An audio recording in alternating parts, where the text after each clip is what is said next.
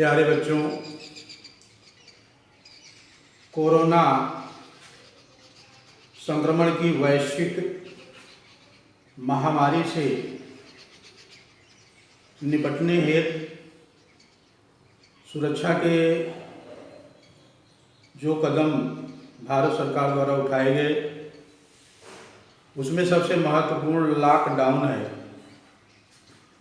ऐसी स्थिति में बच्चों के पठन पाठन प्रभावित न हो, ऑनलाइन शिक्षण व्यवस्था संचालित कराए जाने की दिशा में प्रयास किया जा रहा है। मैं एपी सिंह आप लोगों को ऑनलाइन वीडियो के माध्यम से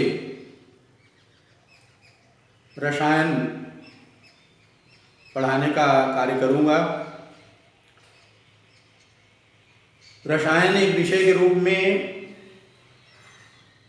इंटर में 100 अंक रखता है। रसायन के 100 अंकों में 30 अंक प्रयोग का है और 70 अंकों में एक पेपर लिखित का होगा। बोर्ड परीक्षा में लिखित प्रश्न पत्र में रसायन फर्स्ट और सेकंड, प्रथम और द्वितीय दोनों को मिलाकर जो खंड सम्मिलित किए गए हैं, उनका खंडवार अध्ययन हम आपको कराएंगे। लिखित प्रश्न पत्र के 70 अंक में एक खंड 4 अंक का तत्वों के निष्कर्षण के सिद्धांत एवं प्रक्रम, बहुत ही सरल खंड है। इसे आप अध्ययन करिए, तैयार करिए। ये बोर्ड में आपको 4 अंक दिलाएगा। इस खंड में मुख्य रूप से धातुओं के निष्कर्षण के सिद्धांत एवं प्रक्रम अध्ययन करना है, जिसे संक्षेप में धातु कर्म मेटलर्जी कहते हैं। मेटलर्जी के 4 अंकों के प्रश्न में विभाजन जिस तरह से रहता है उसे आप समझ लें।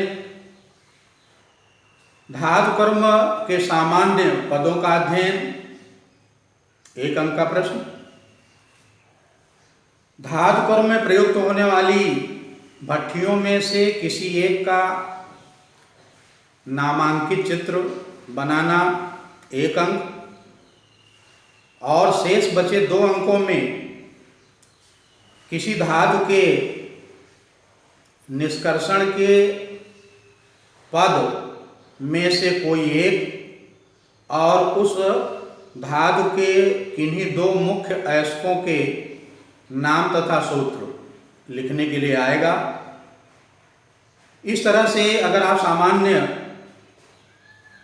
पदों का अध्ययन कर लेंगे तो 1 अंक अर्जित कर पाएंगे। भट्टियों का चित्र बनाना सीख लेंगे, 2 अंक। धातुओं में एल्यूमिनियम, आयरन, जिंक, कॉपर, जो 4-5 धातुएं हैं, इनकी मेटलर्जी धातु कर्म के पदों का अध्ययन कर लेंगे तो 2 अंक। और मुख्य अयस्क के नाम एवं सूत्र याद कर लेंगे तो इसका 1 अंक आपको मिलेगा। तो चलिए आज हम इस प्रथम अध्ययन के इस क्लास में हम आपको प्रारंभ करते हैं principle and processes of isolation of elements. तो आप पहले अपने कॉपी में इस चैप्टर का नाम लिख लीजिए, principle and processes of isolation of elements.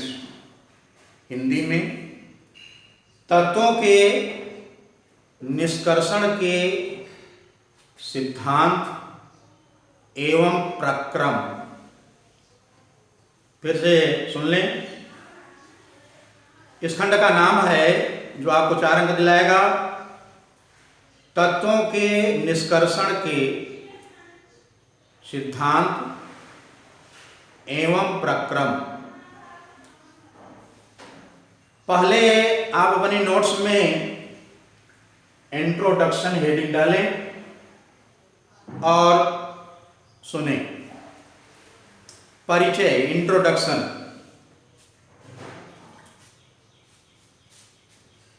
सभी द्रव्य तत्वों से मिलकर बने होते हैं। आप ये जान चुके हैं कि जो स्थान घेरते हैं, जिनमें भार है, वो द्रव्य कहलाता है। जब द्रव्य प्रकृति में ठोस, द्रव, गैस के रूप में विद्यमान है। अभी तक, वर्तमान समय तक कुल 118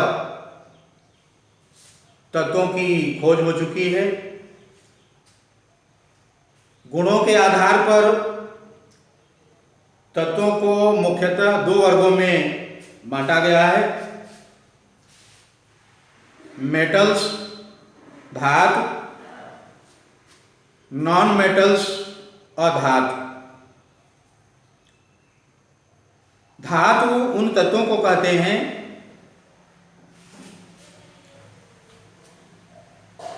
जिनके आयनन विभव का मान, इलेक्ट्रॉन बंधुता का मान, विद्युत ऋणात्मकता का मान बहुत निम्न होता है। ये आसानी से संयोजी कोष यानी बाह्य कोष के इलेक्ट्रॉनों का त्याग करके धनायन बना लेते हैं। संक्षेप में धन विद्युतीय तत्वों को धातु कहते हैं। धातुओं में अन्य जो लक्षण विद्यमान होते हैं, इनमें आघात वर्धता का गुण होता है। इन्हें पीट कर चादरें बनाई जा सकती हैं। इनमें तन्यता का गुण पाया जाता है, खींच कर तार बनाए जा सकते हैं। ये ऊष्मा तथा वैद्युत की सुचालक होती हैं। सभी धातुएं चमकदार होती हैं, जिसे धात्विक चमक कहते हैं। धातुएं प्रायः भारी होती हैं, इनका घनत्व अधिक रहता है, इनके गलनांक क्वथनांक उच्च रहते हैं। कुल तत्वों में 88, कुल तत्व अभी हम आपको बताए 118 तत्वों की अभी तक खोज हुई है, जिनमें 88 तत्व धातुएं। धातुएं हमारे लिए बहुत उपयोगी हैं। इसका अनुमान आप लगाइए कि aluminium, copper, silver, gold, mercury, platinum, lead, zinc, ये सभी धातुएं हैं। और आवर्त सारणी के तत्वों में हाइड्रोजन को छोड़कर एस ब्लॉक के सभी तत्व, डी ब्लॉक के सभी तत्व, एफ ब्लॉक के सभी तत्व धातुएं हैं। पी ब्लॉक में धातु, अधातु, उपधातु तीनों सम्मिलित हैं। हमारे अधिकांश उपकरण, बर्तन, मशीनें, इंजनों के पुर्जे, मिश्र धातुएं, वायुयान, आभूषण, सिक्के, ये सब धातुओं से ही निर्मित होते हैं। तत्व प्रकृति में कहाँ पाए जाते हैं? तो अगर आप देखेंगे तो प्रकृति में पृथ्वी, वायुमंडल, समुद्री जल, इनमें से भूपर्पटी, ये पृथ्वी का ऊपरी भाग है जिसे आप मिट्टी कहते हो, और समुद्री जल तत्वों के प्रमुख और मूल्यवान स्रोत हैं।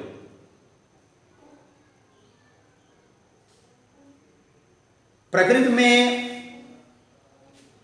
तत्व जिन रूपों में पाए जाते हैं उन्हें खनिज कहा जाता है। तत्व प्रकृति में किन रूपों में मिलेंगे? अगर ये कम क्रियाशील हैं तो स्वतंत्र अवस्था में पाए जाते हैं, इसे नेटिव स्टेट कहते हैं, मुक्त अवस्था, नेटिव स्टेट। जो तत्व प्रकृति में स्वतंत्र अवस्था में मिलते हैं उन्हें प्राकृत अवस्था या मुक्त अवस्था कहते हैं। जैसे सभी अक्रिय तत्व हीलियम, नियान, आर्गन, क्रिप्टन, जिनान, रेडान, ये मुक्त अवस्था में पाए जाते हैं और अधिकांश वायुमंडल में है। गोल्ड, सिल्वर, प्लेटिनम, ये उत्कृष्ट धातुएं हैं, मुक्त अवस्था में पाई जाती हैं। अधातुओं में कार्बन, नाइट्रोजन, ऑक्सीजन, ये प्रकृति में मुक्त अवस्था में पाए जाते हैं। अन्य क्रियाशील धातुएं तथा अधातुएं प्रकृति में संयुक्त अवस्था में पाए जाते हैं। मुक्त अवस्था के बाद दूसरी अवस्था है संयुक्त अवस्था, कंबाइंड स्टेट। कंबाइंड स्टेट, संयुक्त अवस्था। क्रियाशील तत्व प्रकृति में यौगिकों के रूप में या मिश्रण के रूप में पाए जाते हैं, इसे संयुक्त अवस्था कहते हैं। जैसे क्षार धातुएं, क्षारीय मृदा धातुएं, एल्यूमिनियम, जिंक, लेड, ये सभी संयुक्त अवस्था में पाए जाते हैं। मध्यम क्रियाशील तत्व जैसे आयरन, कॉपर, सल्फर, ये प्रकृति में मुक्त और संयुक्त दोनों अवस्थाओं में पाए जाते हैं।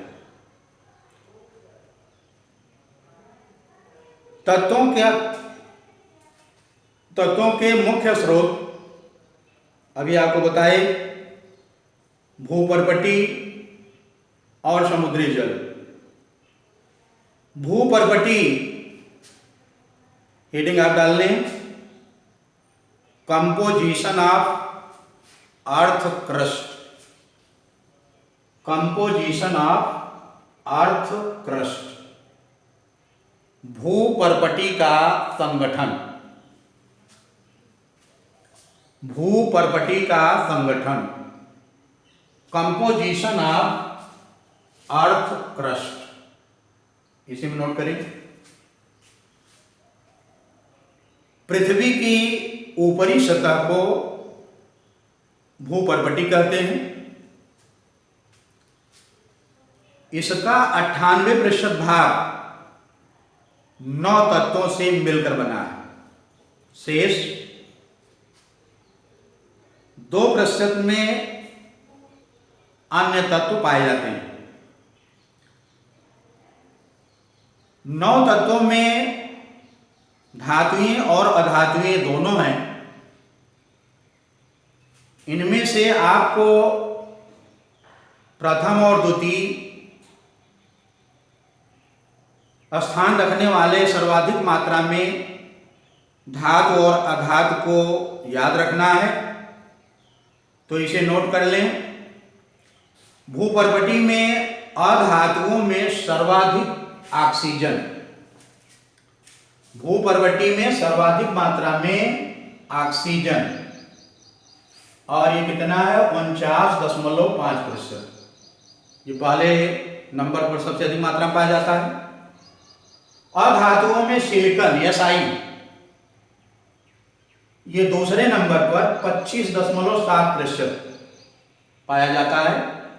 यानी भूपर्वती में धातुओं में सर्वाधिक ऑक्सीजन, और इसके बाद दूसरे स्थान पर सिलिकॉन सर्वाधिक मात्रा में पाए जाते हैं। धातुओं में भूपर्वती में सर्वाधिक, नोट करें, एल्यूमीनियम Al 8.3%, और दूसरे स्थान पर आयरन Fe, यहां देख लें, Fe 4.2%। तो धातुओं में फर्स्ट पोजीशन है, पहला स्थान है सर्वाधिक मात्रा में एल्यूमीनियम का 8.3%, और दूसरा स्थान है आयरन का 4.2%। ये याद कर लेंगे। अन्य जो तत्व हैं वो भूपर्वती में 9 हैं जिनकी प्रतिशत मात्राएं अधिक हैं। अब हम लोग मुख्य रूप से धातुओं के निष्कर्षण का अध्ययन करेंगे, जिसे संक्षेप में मेटलर्जी, धातु कर्म कहते हैं। आप हेडिंग डालिए, यहां देख लीजिए, धातु कर्म मेटलर्जी, METALLURGY, हेडिंग डाल लें, मेटलर्जी धातु कर्म। धातु कर्म क्या है, इसे जानने के लिए कुछ शब्दों का ज्ञान होना आवश्यक है।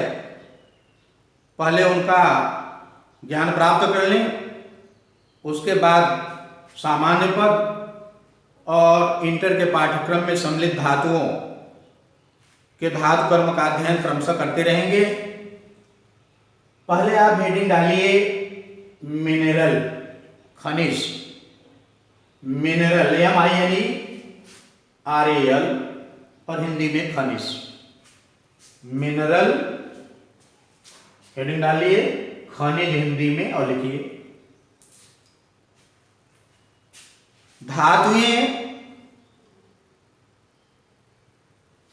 प्रकृति में जिन रूपों में विद्यमान रहती हैं, फिर से सुन लें, धातुएं प्रकृति में जिन रूपों में विद्यमान रहती हैं उन्हें खनिज कहते हैं। तो आप समझ गए होंगे कि धातुएं प्रकृति में या तो मुक्त अवस्था में रहेंगी, या संयुक्त अवस्था में रहेंगी, या दोनों अवस्थाओं में रहेंगी। जिस भी रूप में रहेंगी उनको कहेंगे खनिज। इन्हीं से इनका निष्कर्षण किया जाता है। अब आप हेडिंग डालें, ओर्स, ORES, ओर्स, आयस, हेडिंग आपने डाला है ओर्स, ORES, आयस, लिखें। जिन खनिजों से धातुओं का निष्कर्षण आसानी से कम लागत में होता है उन्हें अयस्क कहते हैं। फिर से सुन लें, जिन खनिजों से धातुओं का निष्कर्षण आसानी से कम लागत में होता है उन्हें अयस्क कहते हैं। अब आप समझ गए होंगे कि खनिज और अयस्क में क्या संबंध है। पहले तो कहा गया कि जिस रूप में प्रकृति में धातुएं पाई जाती हैं वो खनिज हैं, फिर कह रहे हैं जिन खनिजों से धातुओं का निष्कर्षण आसानी से कम लागत में हो जाता है वो अयस्क हैं। तो क्या संबंध आया, अब हेडिंग डालिए, खनिज तथा अयस्क में संबंध, relation between mineral and ore, relation between